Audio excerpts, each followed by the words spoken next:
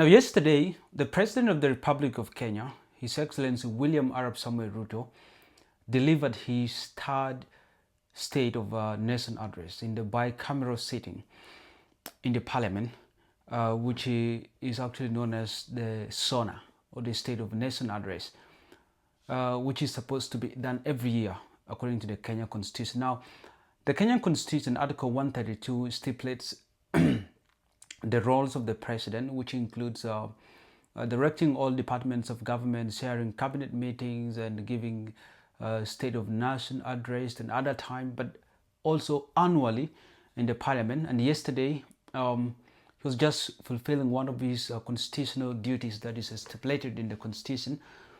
And both houses, that is the Senate and the National Assembly, they had a bicameral sitting. They had a sitting together, and then listening to the State of Nation address given by the President. The President addressed the nation on different issues.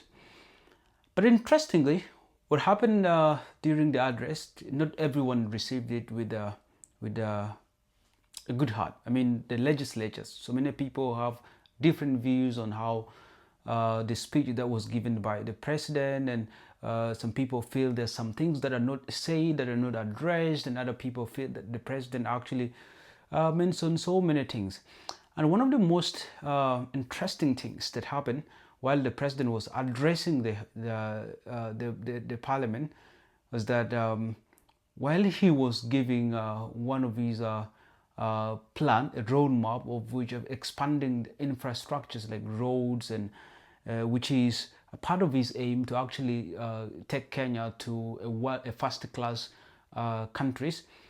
Some of the members of Parliament stood up and they started chanting Tutam, Tutam, just like seen in this video.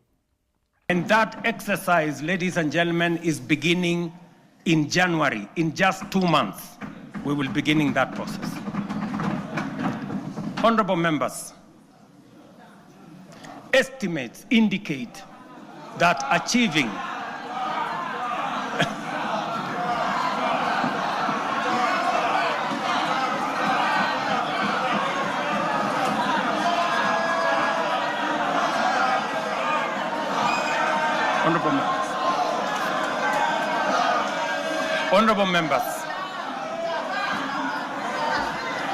Honorable members,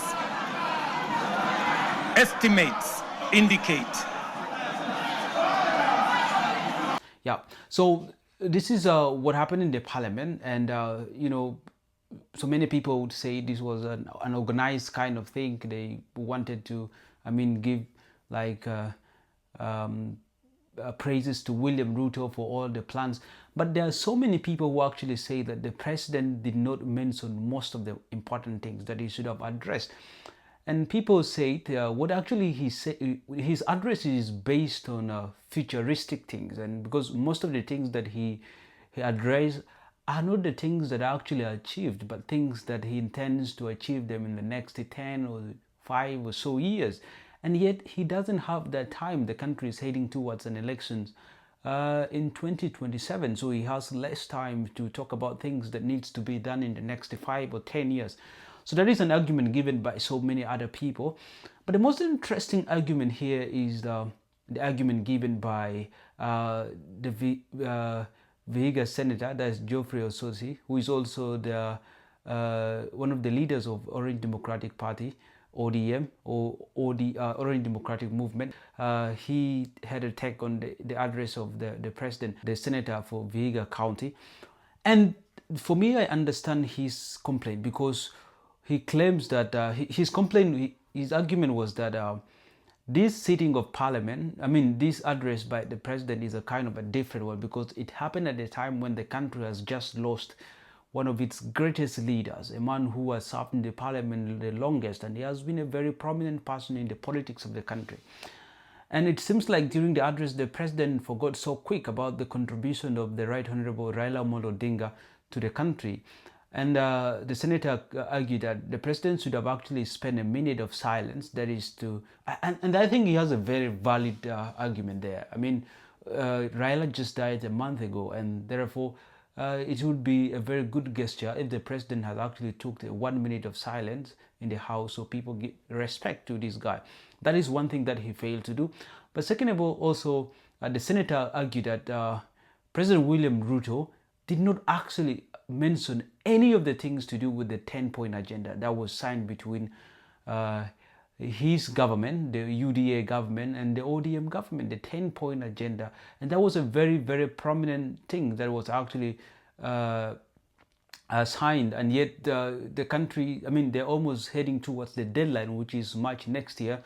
Then they argue that the president should have actually spoken about the 10-point agenda, things to do with corruption, things to do with abductions, and all those things that were mentioned in those 10 points. He claimed the president has not said anything about it in the address, which he should have said. And yeah, and these are some of the things that the president mentioned during his address to the nation, which is supposed to be done every year, addressing the parliament and the state of the nation. But also there are so many other issues that people found out to be actually not consistent to what the president has been saying. For instance, there was a fact-checking session with Citizen TV where one of the journalists tried to mention some of the things that the president said, and then he tried to compare with what he said the previous years, and that there is a kind of inconsistency. He has not been consistency in saying all the things he's been mentioning. For instance, the things to do with the employment of youth, and things to do with the affordable housing. I mean, the jobs that these projects have actually created has been inconsistent. That is one thing that the media has been also criticizing him about it, that has not been accurate, because he has been changing his figures from one figure to another. I mean, there's inconsistency there. And these are some of the claims that they said William Ruto did not keep. So again, so many people have a different view regarding the State of the Nation address. And if you feel you have a different view as well regarding what the president said